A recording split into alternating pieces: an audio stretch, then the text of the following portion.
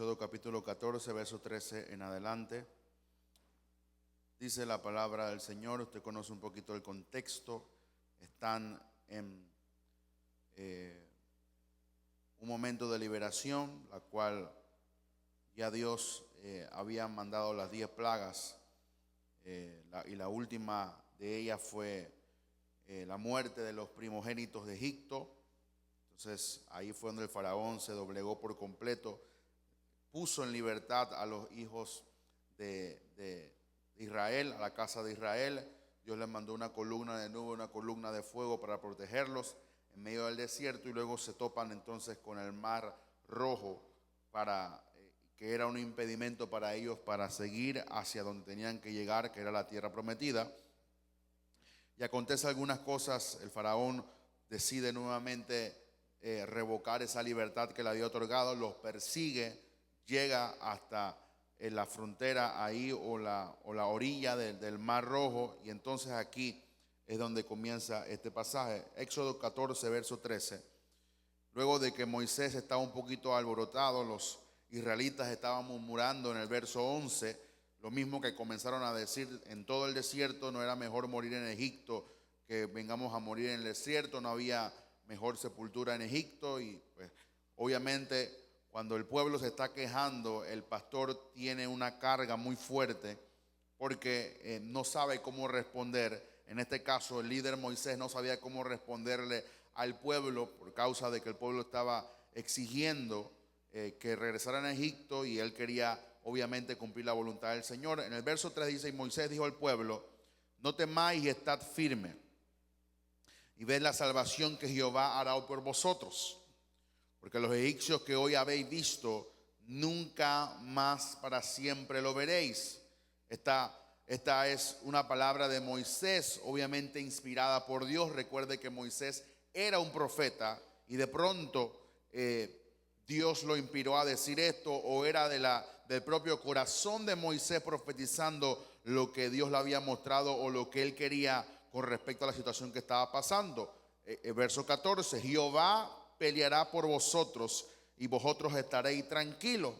Entonces Jehová dijo a Moisés, y aquí está el momento clave, porque luego de que Moisés le dice estas grandes palabras al pueblo: no teman, estén firmes, ustedes verán la salvación de Jehová hoy delante de ustedes, todo lo que ustedes están viendo nunca más para siempre lo veréis, y le afirma: Jehová peleará por vosotros y nosotros vamos a estar tranquilos. Pero entonces Moisés se fue a orar, y eso me llama la atención mucho. ¿Por qué? Porque luego de que él le dice esa declaración, como que él estaba un poquito inseguro y se fue a orar para que Dios cumpliera todo lo que había dicho. Entonces dice: entonces Jehová dijo a Moisés: ¿por qué clamas a mí? Después de haber dicho semejante palabra profética, tú vienes a clamar a mí. Dice: dile a los hijos de Israel que marchen, y tú levanta o alza tu vara y extiende tu mano sobre el mar y divídelo. O sea, tú tienes la solución, ya yo te di la solución para poder que el pueblo pasara sobre ese mar, pero tú me estás clamando a mí para que yo te dé una solución cuando ya yo te otorgué los instrumentos para solucionar el problema. Y dice: y entren los hijos de Israel por medio del mar en seco. He aquí, yo endureceré el corazón de los egipcios para que los sigan, y yo me glorificaré en Faraón y en todo su ejército y en sus carros y en su caballería. En pocas palabras, yo voy a permitir que ellos los persigan a ustedes. Ustedes van a pasar en medio del mar, y cuando ellos los estén persiguiendo con el corazón endurecido para alcanzarlo, yo me voy a glorificar. Lo que dice el Señor, en pocas palabras, yo los voy a aniquilar a ellos con esa misma intención que yo mismo le voy a provocar en su corazón. Tenemos que entender lo que Dios está diciendo. Dice: he aquí, yo endureceré el corazón de los egipcios para que lo sigan. Fue Dios quien provocó que los egipcios siguieran al pueblo de Israel. Y dice: yo me glorificaré en Faraón y en todo su ejército, en sus carros y en su caballería. Y sabrán los egipcios que yo soy Jehová, cuando me glorifique en Faraón, en sus carros y en su gente a caballo. Y verso 19 para darle un poquito más: y el ángel de Dios que iba delante del campamento de Israel se apartó e iba en pos de ellos. Asimismo la columna de nube que iba delante de ellos se apartó y se puso a sus espaldas. Recuerde que el ángel siempre iba dirigiendo al pueblo de Israel en el desierto, pero en esta ocasión tenían el mar al frente y tenían a Faraón detrás. Así que el ángel se puso detrás de ellos para cubrir sus espaldas. Igualmente la columna de nube que estaba cubriéndolos a ellos se puso atrás como para impedir que el ejército los tocase, para no crear ese conflicto ahí, sino que Dios quería que ellos los persiguieran por el surco que Dios abría en el mar. Así que tenemos mucho material en esta noche y quisiera compartir con ustedes el tema mantente firme en la fe. Dile que te tu lado, mantente firme en la fe. Moisés le dijo al pueblo, no temáis o no temas.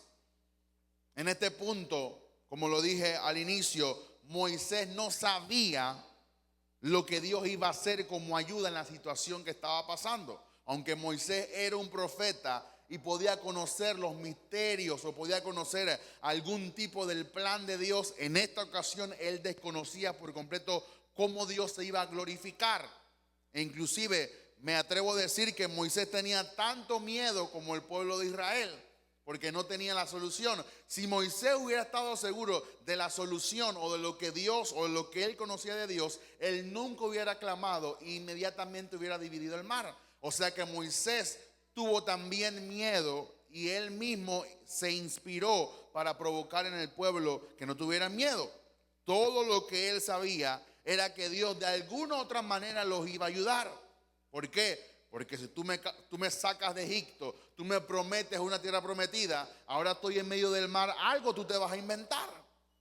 Inclusive, si nos vamos un poquito más profundo, cuando usted lee el libro de Job, dice Job, cuando está en ese torbellino y Dios le comienza a refutar a Job de las preguntas que él estaba haciendo, dice que Dios le dijo a Job, yo fui el que creó el camino antes que el pueblo de Israel pasara por el mar.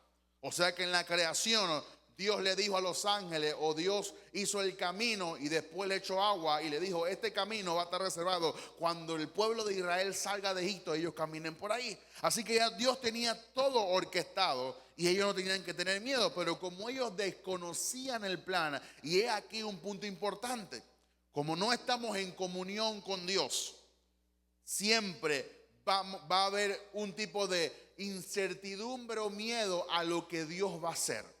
El miedo se origina cuando hay una ausencia de conocimiento. Cuando usted no sabe hacer algo, usted le da temor a hacerlo por primera vez. Después que usted lo hace y usted vio que, como dice el panameño, es arroz con piña, usted dice, yo me atrevo a hacerlo. Pero cuando alguien le dice, oye, tú me puedes preparar esto, tú puedes hacer aquello, y tú dices, no, yo no sé cómo hacerlo, pero eso es fácil. No, pero me da temor, y si sale mal, y después, no. Entonces a la gente le provoca temor cuando tiene desconocimiento de algo. Como ellos no conocían el plan de Dios, como ellos no sabían lo que Dios se iba a inventar para sacarlos de ese problema, ellos tenían miedo. Y lo primero que Satanás utiliza para paralizarse es temor en tu corazón. Tenemos, mi hermano, que confiar tanto en Dios que no permitamos que el temor nos paralice. No podemos ser paralizados porque no conocemos todo el plan. Y ahora digo esto, yo no tengo que conocer todo el plan para confiar en Dios. Yo sé que ya Dios tiene todo orquestado. Yo sé que ya Dios tiene todo de alguna otra forma creado, y Él sabrá, y yo sé que todo obra bien para aquellos que aman a Dios. Así que si me encuentro en alguna dificultad, si me encuentro en alguna calle sin salida, yo sé que ya Dios creó una salida. Yo sé que ya Dios tiene una solución. Yo sé que ya hay una salida para ese problema en la cual yo estoy experimentando. Así que no podemos permitir, ¿por qué? Porque el temor nos hace retroceder, el temor nos hace desconfiar y el temor nos hace dudar de lo que ya Dios ha creado para nosotros. El pueblo de Israel no podía cruzar el Mar Rojo con temor en el corazón. Tú nunca vas a vencer una prueba con temor en tu corazón. Tú nunca vas a vencer una circunstancia con incredulidad en tu corazón. Siempre la vas a vencer, a pesar de que tú desconoces cómo es que Dios va a hacer, con confianza, con determinación y con fe en el Señor. Por eso tienes que mantenerte firme en la fe, aunque tú desconozcas cómo es que Dios va a solucionar ese problema. Tú no sabes cómo Dios te va a sanar ese cáncer. Tú no sabes cómo Dios te va a levantar de esa silla de ruedas. Tú no sabes cómo Dios te va a levantar de ese coma. Pero algo Dios va a hacer, porque ya Dios tiene un plan orquestado. Hay que tener fe en lo que Dios va a hacer. Así que no podemos permitir temor. Moisés no conocía el plan de Dios. Moisés estaba en una mala situación porque era el líder. Y cuando algo sale mal, las personas no se echan la culpa, las personas miran al líder. Cuando algo no sucede bien, y hermano, y estamos haciendo, y hasta tú mismo tuviste la culpa por hacerlo, y tú dices, bueno, vayan a buscar al líder, pero tú estás ahí para solucionarlo. Entonces me imagino la presión de Moisés, estando ya enfocado en lo que él iba a hacer como líder para recibir todo lo que Dios le iba a otorgar. Y entonces el pueblo se comienza a quejar. Y no hay peor cosa que un pueblo que se esté quejando de Dios. Tenemos que evitar por completo la queja en nuestra vida. Nunca permitamos que la queja gobierne nuestro corazón.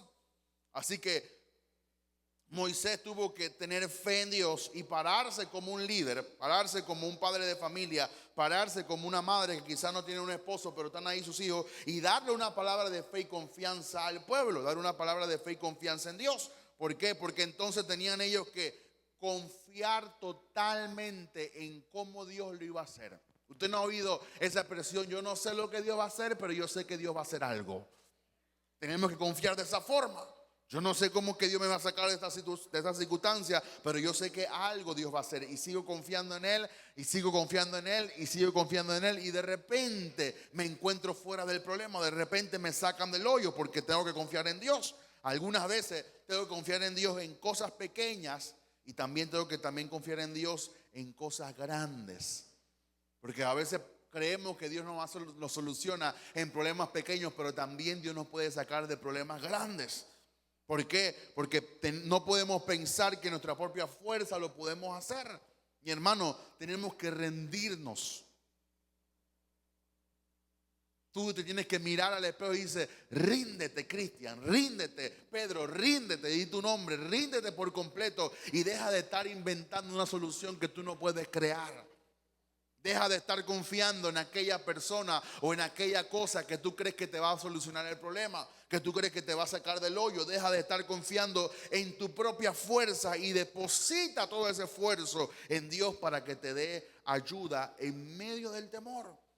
Yo no estoy diciendo que no vamos a experimentar temor. En algún momento el temor toca la puerta. En algún momento cuando te presionen, cuando te dicen hay que pagar esto, hay que pagar lo otro, claro que el temor va a tocar la puerta. Y aquí estoy, ábreme la puerta para que estés llorando toda la noche, para que te estés arrascando la cabeza. Aquí estoy, ábreme la puerta para que te tomes congoja, para que estés ahí como víctima. Y tú tienes que decirle, no voy a permitir el temor y voy a seguir confiando en Dios.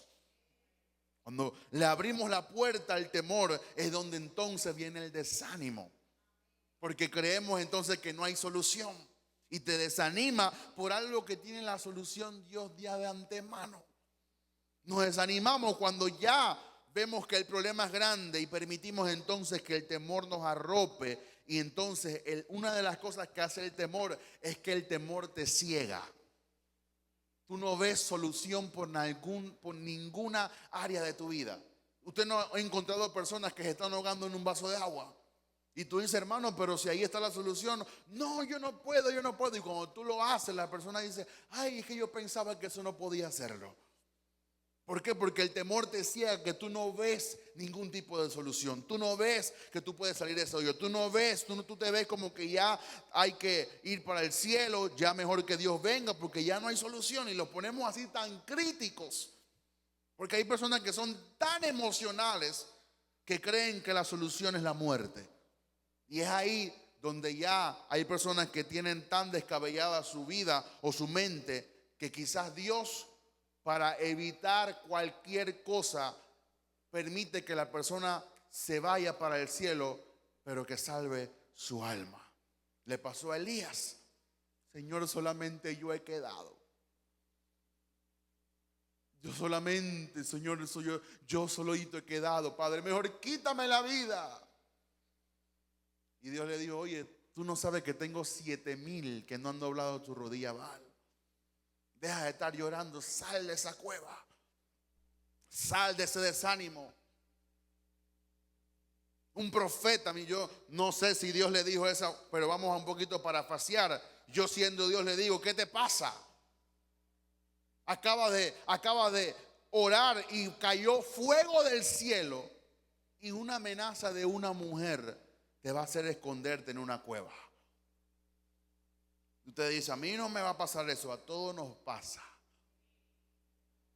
Cuando tú estás sirviendo a Dios y de repente te llaman a la oficina y te dice, aquí está su cheque, vamos a prescindir de su servicio. Me voy a morir, no te va a morir nada. Agarra, imprime 10 currículos más y toca 10 puertas y hay alguien que te va a abrir la puerta. O sea, lo que estamos pasando no es para muerte, nosotros lo hacemos para muerte. Por causa del temor y el miedo. Número 2, Moisés le dijo, estad firmes. O sea, el temor se combate con firmeza, con confianza. Aquel que está firme ha confiado. Aquel que está confiado se mantiene firme. Moisés le dijo al pueblo de Israel, no se detengan, porque el temor te paraliza, porque el temor te detiene. Y esto entonces fue cuando él recibió la dirección del Señor para el tiempo de crisis que estaba experimentando. Cuando estamos en queja, cuando estamos en temor, no vamos a escuchar la voz del Señor, porque Dios nunca alimenta tu temor. Dios nunca va a alimentar tu congoja. Dios no se va a poner a llorar contigo, mi hermano. Yo sé que la Biblia dice que Dios recoge nuestras lágrimas en redoma, pero Dios no se va a lamentar contigo y va a llorar, sí, tú eres un cucaracha, sí, yo tengo, no. Dios siempre te va a hablar desde su posición de autoridad como un padre para sacarte. Ustedes que son padres, abuelos, bisnietos, tataranietos, lo que sea que usted sea. Cuando usted ve a un hijo que está hundido, que cree que no hay solución, que lo dejó la novia o que perdió el trabajo o que no le sale algo, usted le dice, usted puede en el nombre de Jesús. Levántese, ¿qué le pasa? Usted es un hombre, hay miles de mujeres, hay miles de trabajos, hay miles de oportunidades. Salga de esa situación. Cuando usted le habla así al hijo, el hijo como que se seca las lágrimas y dice, ¿verdad? Sí, yo puedo, claro que usted puede. Y todos hemos pasado por ahí. A mí siempre me quebranto cuando digo esta testimonio. En algún momento yo estuve ahí también. Recién graduado de la universidad, licenciado. Estaba en todo pleno apogeo, 21, 22 años. Todo el mundo para mí, para yo poder hacer y trabajar y experimentar, pero me cayó un desánimo tan grande. Porque mi familia perdió la casa donde vivíamos. El banco nos tiró afuera. Y no teníamos dónde dormir. Yo tuve que dormir donde mi hermano, mi mamá tuvo que dormir donde su suegra. Y cada uno fue repartido como el pueblo de Israel cuando estaba en exilio. Y a mí me caí, claro, mi hermano, a todos nos toca. Pero mami, yo era líder de jóvenes, iba a predicar a jóvenes, ¿cómo están? Vamos a orar, no sé qué. Y no me sentía, claro, uno se siente como que le sacaron algo de su vida. Y mamá Minerva una vez me agarró y me dijo, siéntese aquí, en la oficina de papá. ¿Qué le pasa a usted? ¿Cuántos años usted tiene? Usted es un licenciado, usted tiene todas las capacidades del mundo. Dios le ha dado habilidad, usted es un hombre de Dios. Y me comenzó a animar como una madre, un hijo. Y mi hermano, eso como que me inyectó algo. Y yo salí de ahí como un león. Yo entré como una ovejita ahí toda quebradita, pero yo salí ahí como un león. Yo, claro, a mí se me había olvidado que yo me había graduado, que yo tenía un título. A mí todo, porque el desánimo te hace no ver las cosas. Y de la misma forma como a mí me animaron, yo también he animado a otros que no ven la solución y piensan que todo está perdido. Y tú te mantienes firme para no caer en algo que también se llama la desesperación. La desesperación, mi hermano, te arroja al suelo, te arroja al piso. Cuando tú estás desesperado, la Biblia dice que la falta de confianza y la desesperación no va a hacer nada por ti.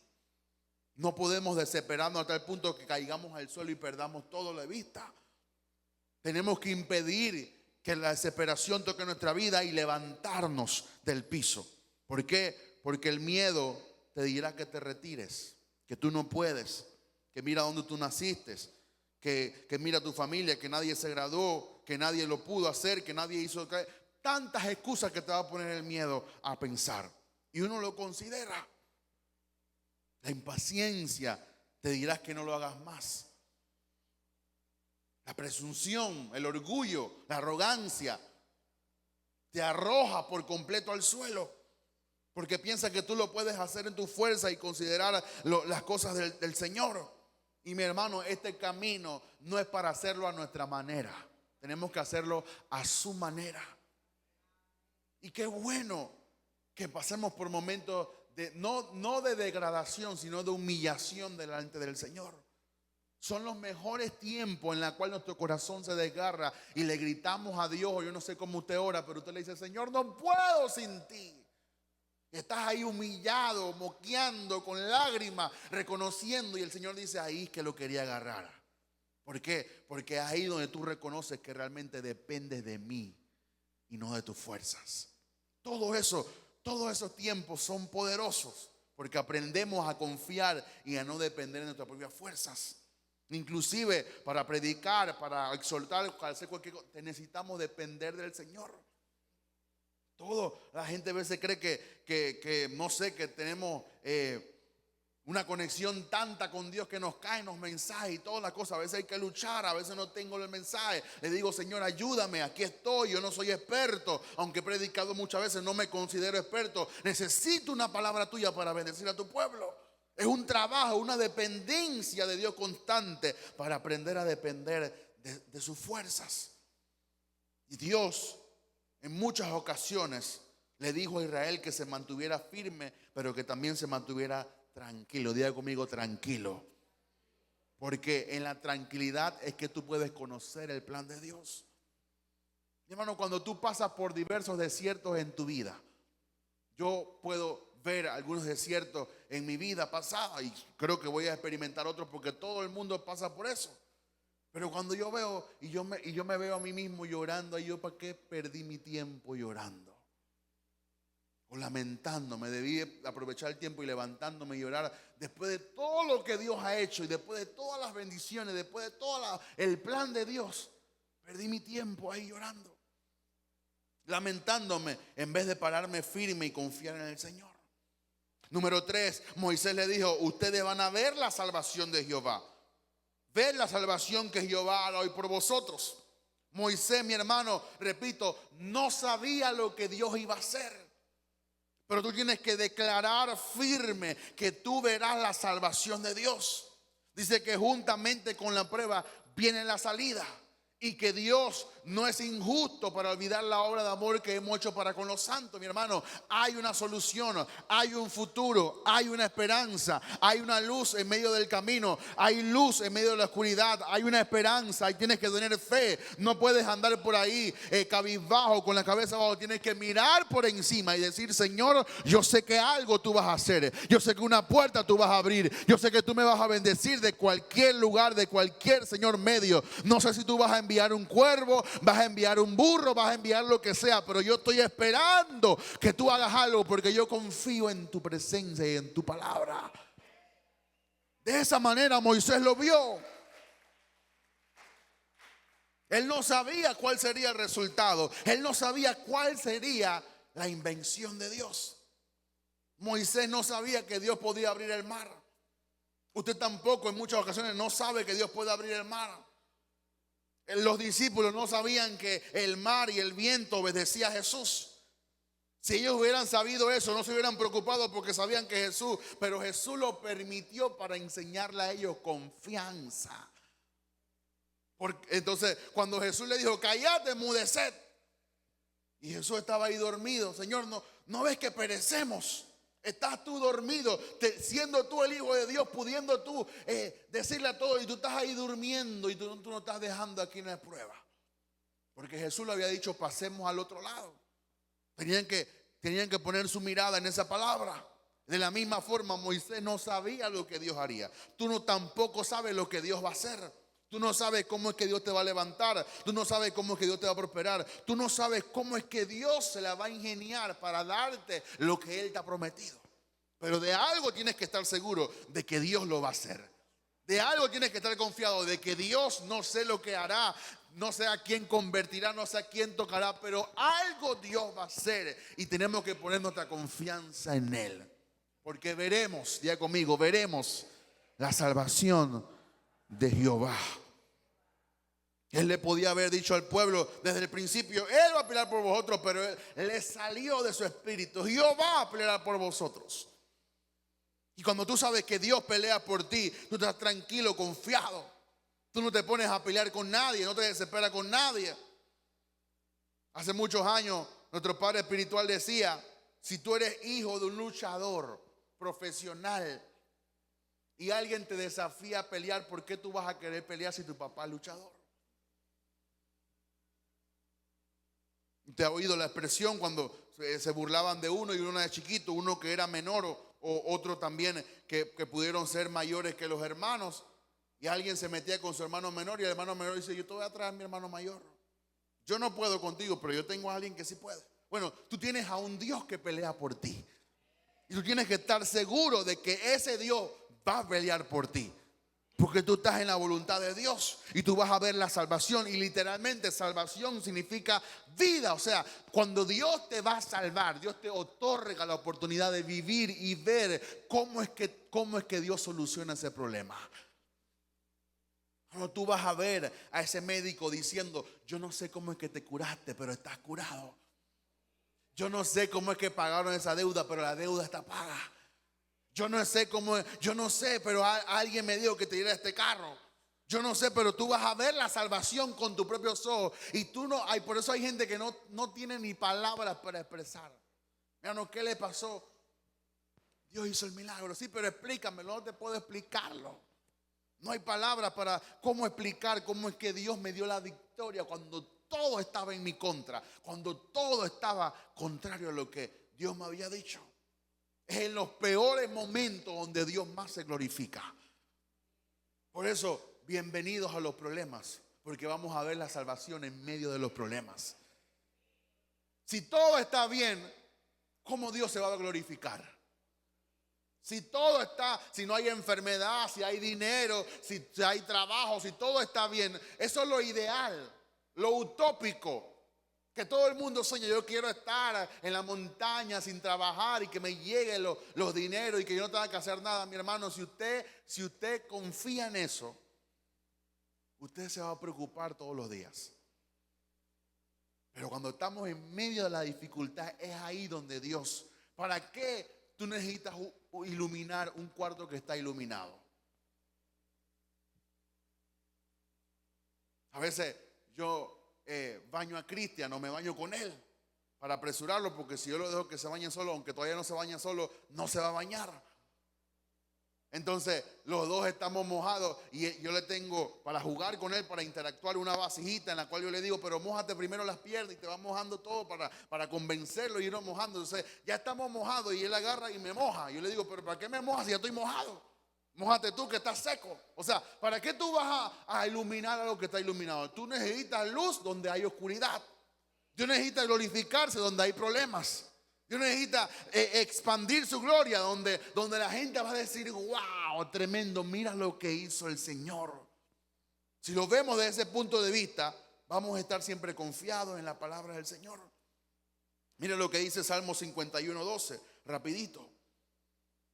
Salmo 51:12 habla del sentido de lo que Dios pone para la palabra salvación. Salmo capítulo 51, verso 12. Restaurará en mí la alegría de tu salvación y haz que esté dispuesto a obedecerte. Dios quiere restaurar esa alegría. ¿Cómo tú te sientes cuando Dios hace un milagro que tú no sabes cómo es que Dios lo hizo? Alegre, contento, se lo quieres contar a todo el mundo, quieres grabarlo, quieres ponerlo en Facebook, en Twitter, en WhatsApp, en todo el mundo, se lo mandas a la gente, mira lo que hizo el Señor. Eso es salvación. ¿Por qué? Porque Dios busca la alegría de tu corazón. Dios no quiere que andemos siempre cabizbajos y tristes. No, no, no. Dios quiere que en medio de la dificultad tú puedas confiar en Él y tú dices, Dios me va a salvar de esta. Número 4, Moisés le dijo, nunca más para siempre lo veréis. La idea, no solamente porque hay gente que dice, no, esto fue una forma no pictórica, pero una forma en la cual le estaba hablando para la eternidad, que en la eternidad nunca más va. No, no, no. Moisés está hablando de un presente. Diga conmigo, presente. Mi hermano, hay cosas que tú estás experimentando que tú nunca más las vas a volver a experimentar. Dios lo va a hacer. Dios lo va a hacer. Y tenemos que tener confianza en Dios. ¿Por qué? Porque Él dijo, nunca más para siempre lo veréis. ¿Por qué? Porque Jehová estará con nosotros. Porque Jehová peleará por nosotros. Moisés no estaba hablando en términos de eternidad. Moisés estaba hablando en términos presentes. Y en términos presentes, los egipcios fueron eliminados por completos. Ellos nunca más existieron como en ese momento existían. Y la gran prueba de eso fue cuando Dios le dijo a el rey Saúl, elimina a todo el pueblo. Pero mira que hay vacas gordas, elimina a todo el pueblo. Y el rey Saúl desobedeció al Señor. Dice que mató a las vacas feas, a las vacas flacas, pero se quedó con las vacas gordas. Y a algunos hermanos los eliminó, pero a otros los dejó. Y dice entonces que Dios lo erradicó. Y nunca, dice, cortó el linaje que Dios le había prometido que te iba a tener Saúl. ¿Por qué? Porque hay cosas que Dios quiere que desaparezcan de tu vida. Y Dios la va a desaparecer. Entonces en el verso siguiente dice, entonces Jehová dijo a Moisés, ¿por qué clamas a mí? Número 5, ¿por qué clamas a mí? Dile a los hijos de Israel que marchen. Alza tu vara y extiende tus manos sobre el mar y divídelo. Y entran los hijos de Israel por medio del mar seco. Y he aquí que yo endureceré el corazón de los egipcios para que los sigan. Y yo me glorificaré en Faraón y en todo su ejército y en sus carros y en su caballería. Y sabrán los egipcios que yo soy Jehová cuando me glorifique en Faraón, en sus carros y en su gente de caballo.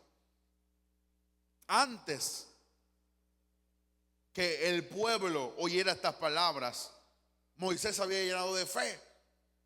Nunca más para siempre lo veréis. Jehová peleará por vosotros y estaremos tranquilos. Tú verás, desaparecerán estos egipcios y todo lo que Moisés había dicho.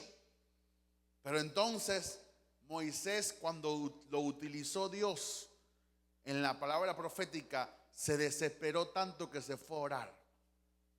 Y aquí hay una enseñanza muy poderosa. Porque esto demuestra que aunque Moisés declaró la palabra del Señor, todavía estaba claudicando en su fe. Y eso nos pasa a todos. Mi hermano, cuando tú lees la Biblia y tú lees la promesa y tú lees todas esas historias que son sombras de lo que Dios va a hacer con nosotros, tú te paras de ahí contento. Pero como te dice la mala noticia, todo eso que leíste se te olvidó. Y tú dices, mejor voy a orar. Y Dios dice, de nuevo. Pero si acabas de leer todo lo que voy a hacer contigo, ¿para qué necesitas orar? Y esta es una enseñanza, es un hilo muy delgadito, porque hay gente que quizás dice, no hay que orar. No, hay momentos para orar, como dice Eclesiastés. Hay momentos para orar, hay momentos para ayunar, hay momentos para reír, hay momentos para llorar, hay momentos para todo. Todo tiene su hora debajo del cielo. Pero ese momento no era un tiempo para orar, era un tiempo para actuar. Y hay momentos en los cuales ya tú no tienes que orar más, tienes que actuar en fe. Tienes que caminar de acuerdo a la palabra. ¿Por qué? Porque era la voluntad de Dios que ya había sido establecida. Y Moisés entonces quería retroceder para de nuevo orar por lo que ya Dios le había dicho. ¿Para qué tú oras? Señor, confírmame, reconfírmame. Dime, mándame un ángel si ya Dios te lo dijo. Dios no te va a volver a decir lo que ya Él te dijo. Ya Él te lo dijo, obedece. Obedece al mandato. Sé obediente. Dios te dijo, ve y predica, ve y predica. No estés orando para cómo no. Ve y predica. Dios te dijo, ve y perdona, ve y perdona. No hay que orar para obedecer. Hay que obedecer de acuerdo a lo que ya Dios nos estableció. Dios no quería que Moisés orara. en ese momento. Dios no quería que el pueblo clamara en ese momento. Dios le dijo, dile al pueblo que marche. O sea, toma acción de lo que ya yo te dije. Y sabemos que hay que orar y vamos a incrementar nuestra oración, pero hay momentos de marchar. Hay momentos de comenzar a caminar en fe. Hay momentos de decir, ya me cansé de estar ahí postrada, de estar ahí orando. Ahora yo voy a caminar conforme a lo que Dios me ha establecido. Y voy a comenzar a hablar como Dios me dio que hablar. Y voy a comenzar a soñar como Dios me dio que soñara. Y voy a comenzar a caminar y a hacer lo que Dios me dio que hiciera. Hace muchos años también papá decía, yo no oro para que Dios me prospere. Yo solamente obedezco al mandato de dar mi diezmo y mi ofrenda y Dios cumple su promesa. Hay cosas que tú no tienes que orar para hacer. La Biblia ya lo dice. Ya lo establece la Escritura. ¿Para qué orar de nuevo cuando ya tú sabes lo que hay que hacer? Tú sabes cuál es la voluntad del Señor, pero nos queremos detener a orar para aparentar que somos espirituales.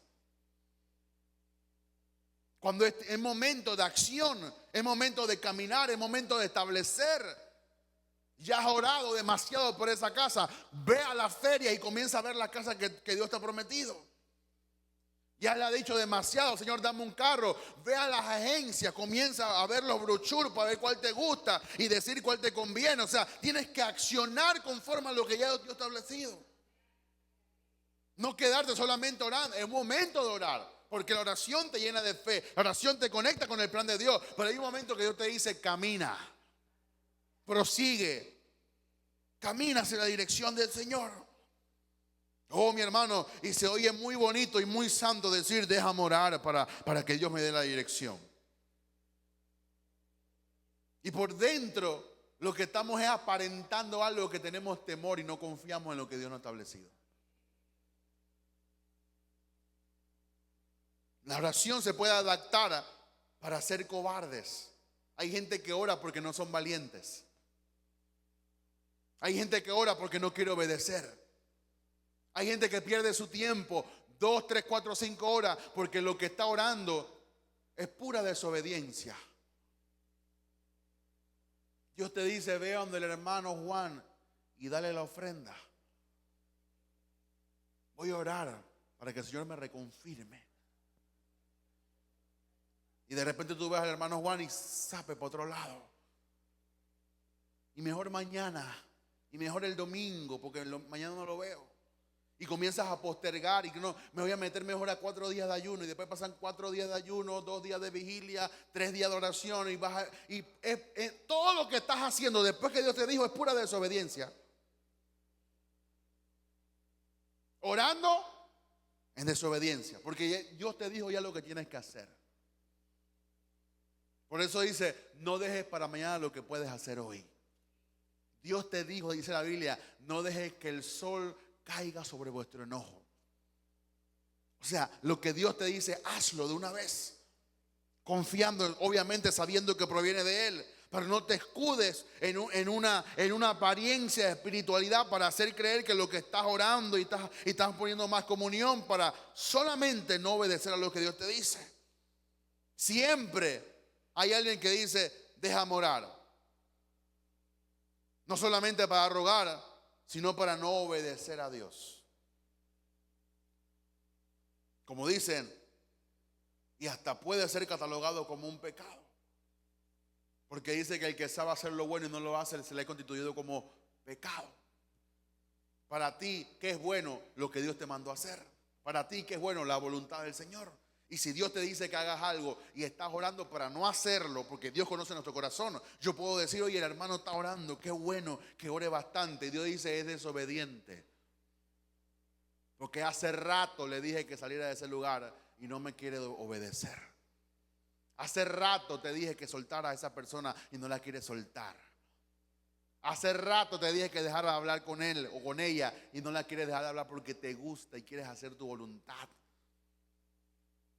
Mándame un profeta. No necesitas profeta. La palabra tiene la palabra profética más segura, que es la palabra del Señor. ¿Por qué clamas a mí? ¿Por qué vienes a orar nuevamente cuando ya tú estableciste por medio de lo que yo te dije que tenías que hacer? No era momento para orar, mi hermano, era momento para levantar la vara que ya Dios le había otorgado como señal de autoridad y dividir el mar en seco. Y nunca había dicho esto, pero me viene en este momento: la obediencia te da creatividad. Cuando tú obedeces, se te abre como el norte de lo que Dios quiere hacer. Por eso uno tiene que andar en obediencia siempre. No solamente yo sé que hay que ser obediente a los pastores, a los líderes, a los ancianos, a lo que sea que esté en la iglesia, pero obediencia al Señor. Obediencia, porque la obediencia le da creatividad. Moisés ni sabía cómo es que Dios, no sé si Moisés pensaba que le iban a enviar una nube y lo iban a montar en la nube y lo iban a pasar del mar. No tenía idea de cómo Dios lo iba a hacer.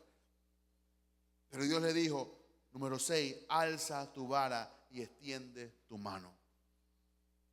Esas fueron las instrucciones tan sencillas del Señor.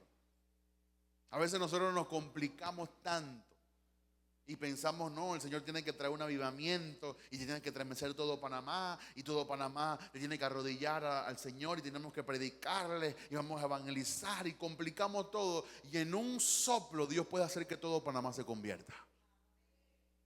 Tan sencillo. A veces queremos, no, que hay que ungirlo, que hay que escupirlo, que hay que tumbarlo, que hay que liberarlo, que maldiciones generacionales. Lo complicamos tanto que a la persona le impedimos que se convierta. Una palabra sencilla, una instrucción del Señor puede cambiar tu destino por completo. Moisés siempre tuvo la solución en sus manos. Siempre.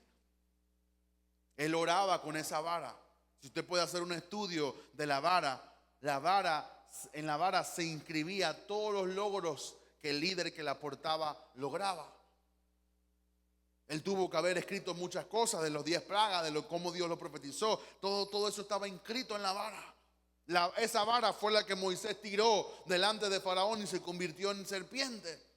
Y los otros brujos y magos también convirtieron, pero dice que la vara de Moisés se comió las otras serpientes. Ya Dios había convertido esa vara en serpiente y se comió la de los brujos. Ya él tenía la vara en su mano, pero nunca la había considerado. Hermano, tú tienes ya la solución en tus manos, pero tienes que sacar fuera el temor para que veas que ya Dios te dio la solución, la palabra, el sostén. Porque dice, tu vara y tu callado me infundirán alientos. La vara no era una vara recta, o sí era una vara recta, pero también había algo que se llamaba el callado. El callado tiene como una doblez así, que era cuando la oveja se metía en un hoyo, se metía en algo complicado. El callado la metía y la sacaba como cargada. La vara era para traer corrección. No meta por aquí, váyase por acá, y las mantenía siempre el orden. Pero ya Moisés tenía lo que podía dividir el mar. El milagro más grande que Moisés pudo experimentar lo experimentó con la vara que tenía en su mano. Yo me imagino cuando Dios le dijo, extiende tu vara, y Moisés dijo, esto. Sí, eso, extiéndalo. Esa es señal de tu autoridad. Yo te lo di como señal de que tú eres mi pastor y del pueblo de Israel. La vara, oiga esto, no fue tanto la vara que ejecutó el milagro, sino fue que a través de la vara Dios hizo el milagro. Moisés no entendía eso, y a veces nosotros tampoco lo entendemos. ¿Cómo es que a través de esto, Señor? ¿Cómo es que a través de una oración tú puedes salvar al enfermo? De una simple oración. La gente quisiera que no sé, como que se le derramara un aceite y que la gente se levantara y wow, tremendo, glorioso, poderoso. Dice que la oración eficaz del justo puede mucho. Una simple oración. Había un programa en Enlace que yo lo veía todas las mañanas. Y era un tiempo de oración que hacían los pastores antes de la programación. Y ellos ponían una canción que a mí me gusta hasta el sol de hoy. No sé cómo se llaman, pero la canción decía más o menos así: Tan solo una oración puede curar tus heridas. Tan solo una oración puede salvar al enfermo. Una oración puede curar al enfermo. Tan solo una oración. Una oración. Y la gente cree, Señor, manda a millares de ángeles, manda carros de caballo, manda jinetes, manda esto, manda lo otro, manda al arcángel Miguel que debe estar ocupado allá orquestando tantas cosas y tú quieres ocupar al arcángel Miguel para venir a solucionarte el problema tan pequeño que tú tienes. Moisés no conocía que a través de algo tan sencillo Dios iba a obrar un milagro como un instrumento. Ni Moisés ni su vara podrían ser eficaces si no era por obedecer la instrucción del Señor. Ahí está la vara, ahí está Moisés, pero no, si no obedecieran y no se juntaran los dos para obedecer al Señor, nada aconteciera. Ahí estás tú en tu cama, ahí está la Biblia en otro lado. Si tú no la lees, nada va a acontecer. Pero cuando tú la lees y te unes con la fe que Dios te ha dado, cosas grandes pueden acontecer. Tenemos que seguir la instrucción de Dios. Y Dios sabe todo, mi hermano. Dios es omnipotente. Él tiene todo poder. Diga conmigo, omnipotente. ¿Qué significa omnipotente? Dice que tiene todo el poder para hacerlo. Dios es capaz de hacer lo que el hombre no es capaz de hacer. El hombre no ve solución, Dios tiene una solución. El hombre dice, no hay remedio, Dios tiene un remedio. Porque Dios es todopoderoso. Él lo puede hacer todo. Cuando entendemos eso, ese atributo del Señor, podemos tener fe, mi hermano. Fe y confianza en el Señor. Número 7 y termino. Y sabrán los egipcios que yo soy Jehová. Siempre, mi hermano, Dios se lleva toda la gloria. Toda la gloria. No hay peor cosa que Dios haga un milagro por ti y que tú te quieras llevar el crédito. El gran emperador de Babilonia salió un día a su balcón y dijo, mira la gran ciudad que yo he edificado. Mira lo que yo he hecho. ¿Y qué le pasó? Dice que comió hierba. Por 7 años le crecieron las uñas como bestia. Dios lo humilló tanto que dice que su humillación, la misma palabra que se usa, dice que vino la conciencia en él, así como el hijo pródigo cuando estaba comiendo con los puercos, dice que vino la conciencia, se acordó de su padre y dice, ¿cómo rayos yo llegué a estar comiendo con un puerco? Cuando yo tengo un padre que tiene comida, tiene vestido, tiene anillo, tiene autoridad y me puede nuevamente levantar. ¿Cómo es que yo, siendo emperador de uno de los imperios más grandes de la historia, Babilonia, estoy aquí comiendo hierba como una bestia? Entonces dice que él exaltó a Jehová y dice que su poderío y su gloria Dios se la dio 7 veces más. Porque al final de cuentas Dios se llevó la gloria. Dios aún no había contestado la oración de Faraón. En Éxodo 5:2, cuando Faraón dijo, ¿quién es Jehová? Para que yo oiga su voz y deje ir a Israel. Faraón orgulloso, creía que era Dios. Inclusive ellos creían que Faraón era Dios. Era un simple humano, pero con poder. ¿Quién es Jehová para que yo oiga su voz y deje ir a Israel? Y Dios usó este milagro para decirle a Faraón, yo soy Jehová. Te voy a hundir todos tus carros, te voy a hundir todos tus jinetes, te voy a hundir todo tu ejército y te voy a dejar vivo para que tú veas que yo te voy a responder la pregunta, ¿quién es Jehová? Yo tuve el privilegio de ir a Egipto, al Cairo, y fuimos al museo. Y comenzamos a ver Tutankamón, aquí la momia, aquí otra momia, aquí otra momia. Muy bonito todo, históricamente. Porque las momias son feas, pero uno quiere ver ahí al muerto, ¿no? 4.000 años de historia, 3.000 años de historia. Y todos los que fuimos siempre preguntábamos, oye, y el faraón de Moisés y el egipcio que él hablaba español, se ponía bravo porque ellos no quieren saber nada de Israel. Y le preguntamos, y cuando terminó todo el tour, digo, ya ustedes me tienen cansado, vengan acá. y nos llevó una piedra grande así. Dice, el único vestigio que hay de que existió un faraón que murió ahogado se llama Ramsés, y nos mostró ahí la inscripción de su nombre. O sea que lo que estamos hablando aquí no es cuento, no es hada, esto ocurrió en la vida real. Ellos saben que lo que estamos hablando es cierto, porque ellos tienen evidencia histórica de que hubo un faraón que Dios le hundió todo su ejército. Por eso no lo quieren mencionar, porque no quieren reconocer la gran derrota que Dios le hizo a su pueblo. En ese aspecto de la vida en la cual nosotros tenemos que darle la gloria a Dios por todo lo que hace. Y Dios nos dice que Él utiliza eso, y nos vamos un poquito profundo, y estoy terminando. Efesios capítulo 3, verso 10 al 11.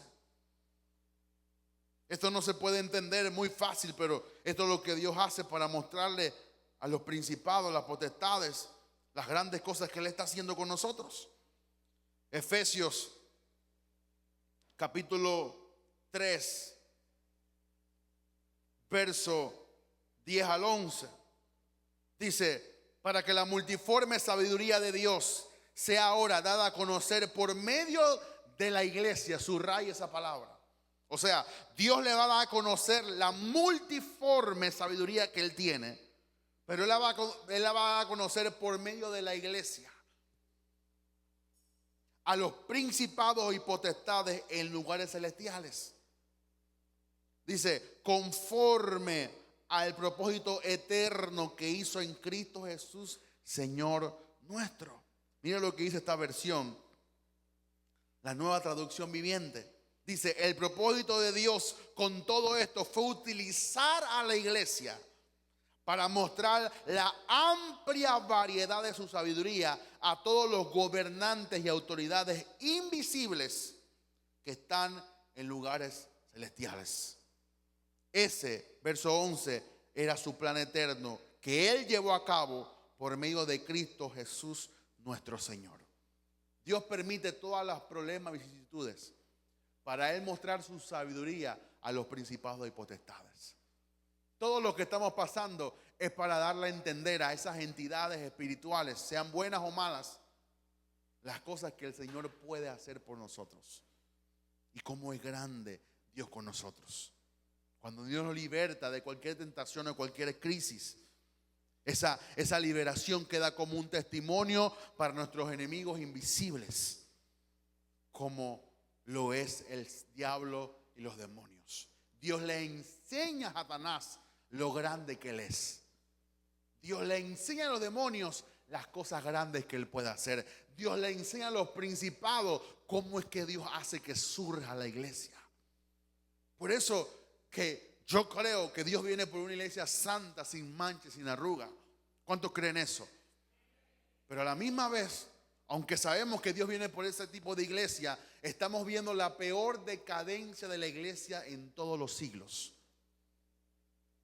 Estamos viendo iglesias que ya han aceptado homosexuales y que predican y que hacen culto y que dan la santa. Usted sabe la aberración que es que alguien que está desviado según el diseño de Dios comulgue con los hermanos la Santa Comunión, que es la sangre del cuerpo de Cristo. Es una abominación para el Señor. Y denominaciones tan grandes como los metodistas han permitido esa abominación dentro de sus iglesias. Pero yo creo que Dios está permitiendo toda esta decadencia para al final de cuentas mostrar todo el poderío que Él tiene. Y que los ángeles y los principados y las potestades puedan ver cómo es que Dios saca a la iglesia de esta tiniebla en la cual nos encontramos. Dios usa, y termino con esto, cada victoria en nuestra vida para decirle a nuestros enemigos que no nos ven con poder, que Él tiene todo el poder y la habilidad para ayudarnos y sacarnos del hoyo. Repito, Dios usa cada victoria en nuestra vida para mostrarle a nuestros enemigos que no nos ven con poder, que nos ven débiles, que Él tiene todo el poder para sacarnos de cualquier circunstancia. Quizás usted no lo comprenda todo hoy, yo tampoco, pero yo sé que Dios se va a glorificar a pesar de cualquier cosa que estemos pasando. Esto hay que enseñarlo para que la gente tenga conocimiento de las pruebas y de cómo estar firme con fe, confiando en el Señor. Quizá usted dice: ¿por qué a mí, Señor, tú me utilizas como conejillo de India para mostrarle a otros lo que tú quieres hacer? Dios lo decidió de esa forma. No hay mejor cosa que uno ser el instrumento para enseñarle a otros cómo es que Dios salva, cómo es que Dios sana, cómo es que Dios liberta. La gente que nunca experimenta prueba no conoce el poder de Dios. La gente que siempre está prueba tras prueba, desierto tras desierto, uno dice: wow, Dios me sacó de esto, Dios me puede sacar de esta también. Con poder Dios me sacó de ese hoyo, Dios también me va a sacar de ese hoyo. Y tú conoces la experiencia a través de las pruebas. Lastimosamente, las pruebas son necesarias para que tú veas el poder de Dios manifestado en tu vida. Cierra tus ojos, inclina tu rostro. Padre, yo te doy gracias, porque estos son misterios que quizás no comprendemos a plenitud, pero podemos entender los propósitos por los cuales tú quieres que lo prediquemos.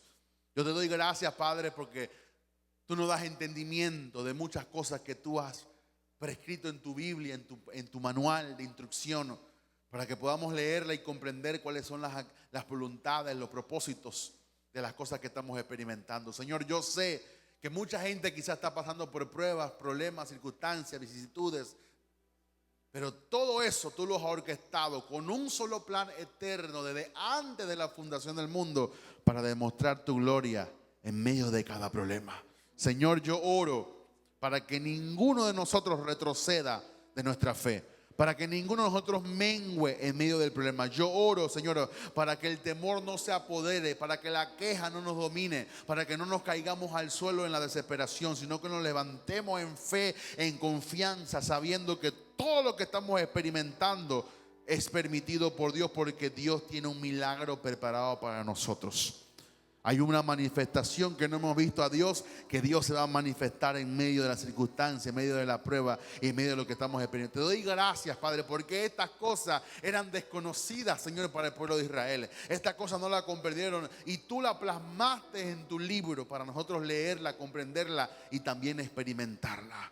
Sabemos, Señor, que vendrán situaciones inhóspitas, vendrán situaciones complejas, vendrán situaciones complicadas, pero en medio de eso ponemos nuestra confianza firme en ti para no desmayar y confiar en tu palabra.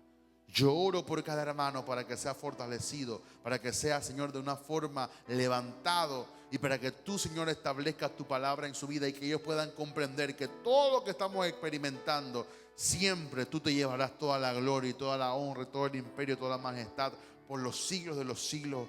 Amén. Te doy gracias, Espíritu Santo, en el nombre de Jesús. Amén y amén. ¿Cuánto le puede dar un fuerte aplauso a Jesús?